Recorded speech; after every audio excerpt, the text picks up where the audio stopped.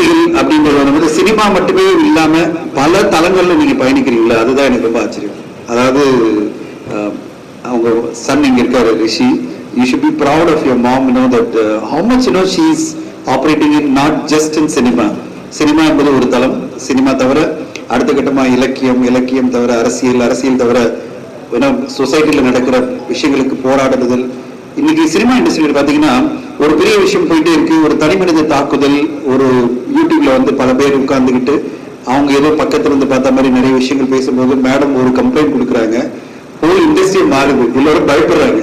Rohini ma'am போய் police commission ஆஃபீஸ்ல complaint கொடுத்த உடனே யூடியூப் வீடியோல அது வரையும் சொன்னவங்க எல்லாம் உடனே அப்பாலஜி பண்றாங்க.